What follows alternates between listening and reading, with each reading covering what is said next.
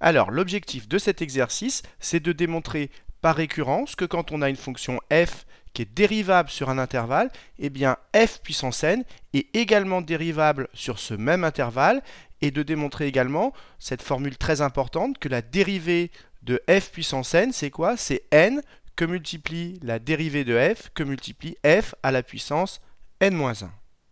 Alors cet exercice, il est extrêmement important parce que non seulement vous devez savoir démontrer cette formule, mais vous devez également connaître cette formule parce qu'on l'utilise tout le temps en dérivation.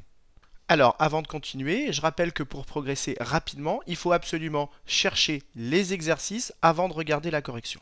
Donc si vous n'avez pas encore cherché cet exercice, appuyez sur pause, cherchez-le, puis ensuite seulement regardez la correction. Alors, la première chose à faire quand on veut démontrer une propriété par récurrence, la première chose à faire, c'est d'appeler Pn la propriété qu'on veut démontrer.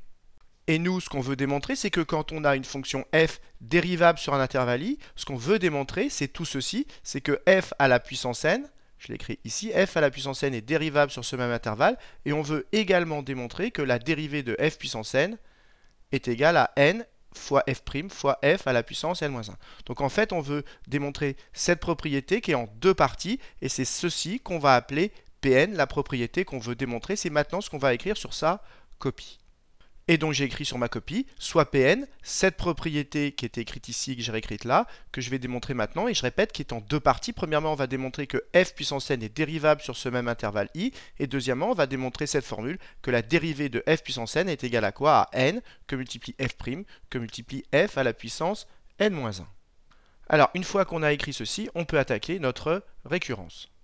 Alors vous savez qu'une récurrence, ça se déroule toujours en trois étapes. Premièrement, l'initialisation, ensuite l'hérédité et enfin la conclusion. Et l'initialisation, ça consiste en quoi? Ça consiste à vérifier que cette propriété Pn qui est écrite ici, elle est vraie pour la plus petite valeur de n possible. Mais n, c'est un entier supérieur ou égal à 1, donc la plus petite valeur possible pour n, c'est 1. Donc on va vérifier que si on remplace n par 1 ici, eh bien la propriété qu'on obtient, elle est bien vraie. On dit qu'on va vérifier que la propriété est vraie au rang 1. Et donc j'écris tout simplement sur ma copie, vérifions que P1 est vrai. Et donc maintenant, je vais remplacer tout simplement n par 1 ici, partout, et vérifier que ce que j'obtiens est bien vrai. Donc si je remplace n par 1, qu'est-ce que j'obtiens? J'obtiens P1. Et que dit P1? Donc je remplace partout n par 1. Donc ça fait f puissance n, mais comme je remplace n par 1, ça fait f puissance 1, c'est-à-dire f. Donc j'obtiens que f est dérivable sur i. Voilà pour la première partie. Et si je remplace ici n par 1 dans cette formule, ça me donne quoi? Ça me fait f puissance 1, c'est-à-dire f, donc prime, égale quoi? Je remplace n par 1, ça fait 1, que multiplie f prime, que multiplie, je remplace n par 1, 1 moins 1, ça fait 0, donc ça fait f puissance 0. Voilà ce que j'obtiens en remplaçant ici n par 1. Et il ne faut pas perdre de vue, ce que nous, on veut savoir, c'est si P1 est vrai, c'est-à-dire si ces deux lignes sont vraies. Mais la première ligne est vraie, puisqu'elle affirme f est dérivable sur i. Mais ça c'est vrai, puisqu'on a justement choisi une fonction f qui est dérivable sur l'intervalle i. Quant à la deuxième ligne, regardez la partie droite, f puissance 0, ça vaut 1. Donc 1 fois f' fois 1, ça vaut f'. Donc ici on a bien f' égale f'. Donc la partie gauche étant égale à la partie droite, cette deuxième ligne est vraie. La première ligne est vraie, la deuxième ligne est vraie, donc P1 est vrai, et il n'y a plus qu'à l'écrire sur sa copie. Et donc j'écris tout simplement, donc P1 est vrai, ce qui termine l'initialisation. Et donc il faut bien comprendre ce qu'on a démontré. On a démontré tout simplement que si on remplace n par 1 dans Pn, eh bien ce qu'on obtient ici est vrai. Voilà ce qu'on a démontré. Alors maintenant on peut passer à l'hérédité. Et l'hérédité, ça consiste en quoi? Ça consiste à supposer que cette propriété est vraie au rang n et à montrer qu'elle va se transmettre au cran d'après, c'est-à-dire que ça va entraîner que Pn plus 1 est vrai. Voilà ce que c'est que l'hérédité. Et ça se rédige toujours de la même façon. Et on écrit sur sa copie, soit un entier n supérieur ou égal à 1. Pourquoi supérieur ou égal à 1? Parce que cette propriété Pn, on doit la montrer pour n supérieur ou égal à 1. Supposons que Pn est vrai, donc on va supposer que cette propriété est vraie au rang n, et on va montrer que Pn plus 1 est vrai, c'est-à-dire que cette propriété, elle se transmet au cran d'après. Voilà ce qu'on va faire maintenant. Alors la première chose à faire pour réussir l'hérédité, comme on veut montrer que Pn plus 1 est vrai, eh bien on va écrire au brouillon ce que c'est que Pn plus 1, comme ça on verra mieux ce qu'il faut montrer. Et donc ici, j'ai fait une petite bulle en vert qui correspond à mon brouillon et je vais écrire ce que c'est que Pn plus 1. Et pour savoir ce que c'est que Pn plus 1, c'est très simple. Ici, je vais remplacer partout n par n plus 1. Et si vous remplacez partout ici n par n plus 1, qu'est-ce que vous obtenez? Vous obtenez que f puissance n plus 1 est dérivable sur i, c'est ce que j'écris ici, et que f puissance n plus 1, la dérivée de f puissance n plus 1, c'est quoi? Je remplace partout n par n plus 1, ça fait n plus 1, que multiplie f', que multiplie, si je remplace n par n plus 1, donc ça fait n plus 1 moins 1, c'est-à-dire f à la puissance n. Voilà ce qu'on obtient. Et donc, il ne faut pas perdre de vue que nous, on suppose que cette propriété est vraie au rang n, et il va falloir montrer que ces deux lignes sont vraies. Voilà ce qu'on va faire maintenant. Donc, j'insiste bien, nous, on suppose que ceci est vrai, et il va falloir montrer que cela est vrai. Donc, la difficulté, ça va être de passer de f puissance n à f puissance n plus 1.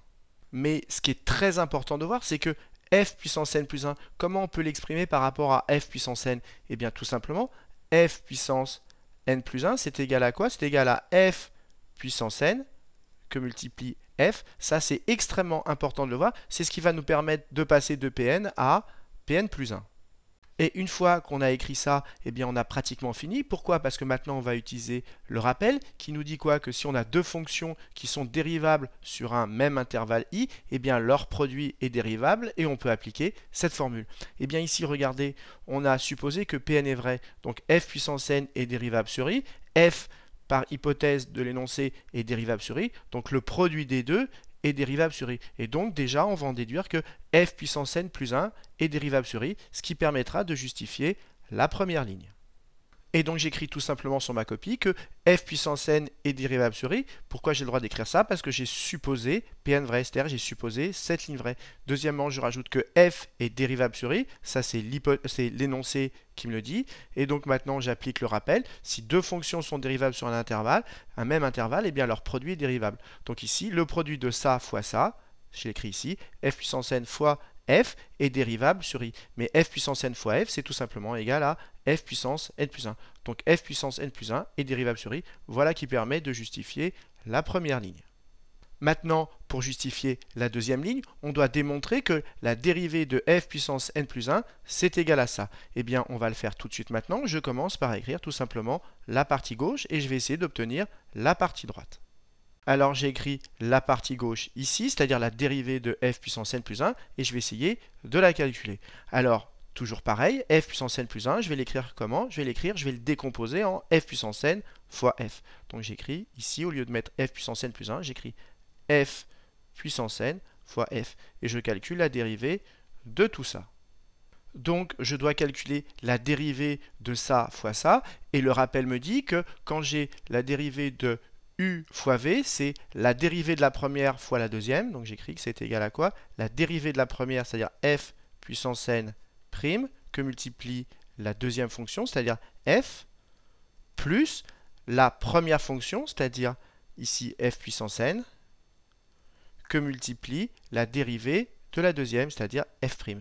Et maintenant, il n'y a plus qu'à arranger ceci en espérant tomber sur la partie droite.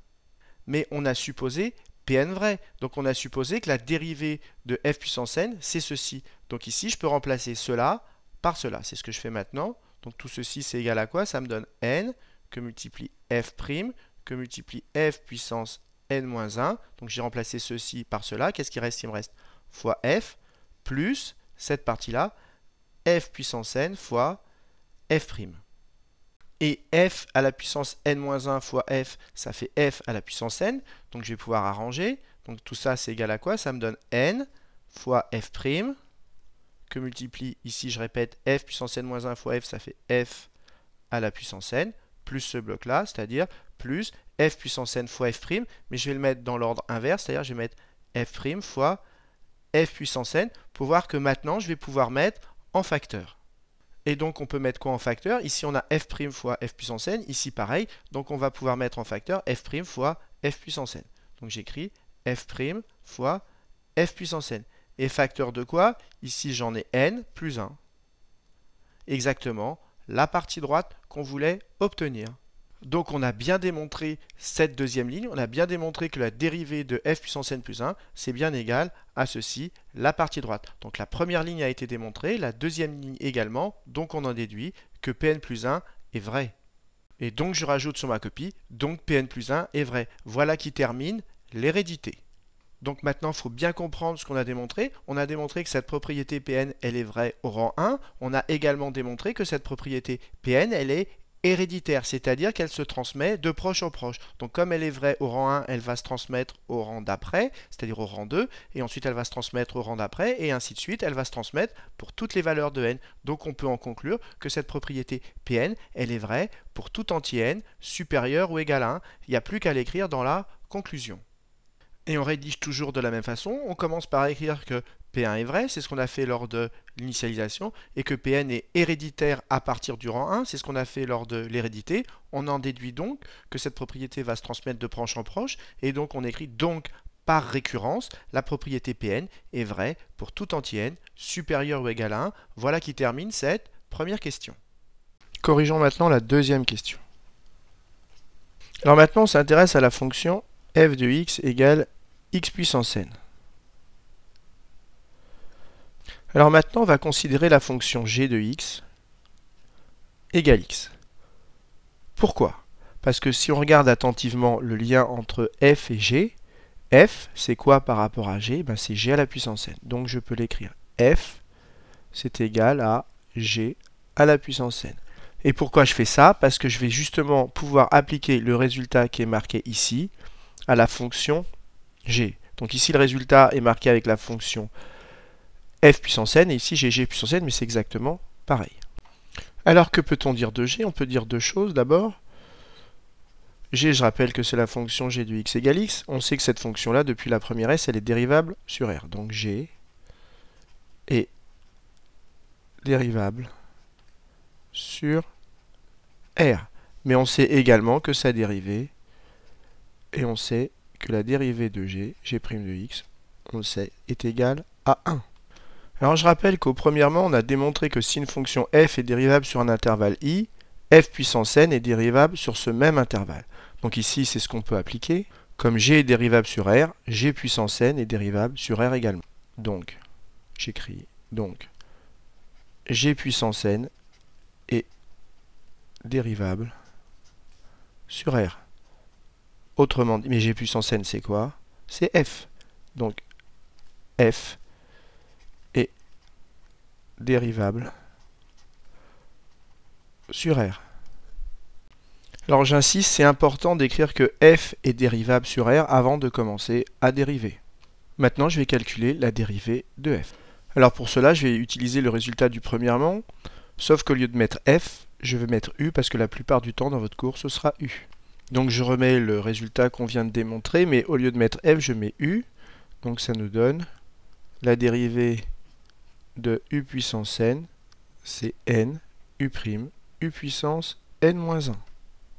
Et maintenant, je vais appliquer cette formule à g. Donc on y va, je remplace u par g, ça me donne la g puissance n, sa dérivée est égale à quoi? À n que multiplie g', que multiplie g puissance n-1.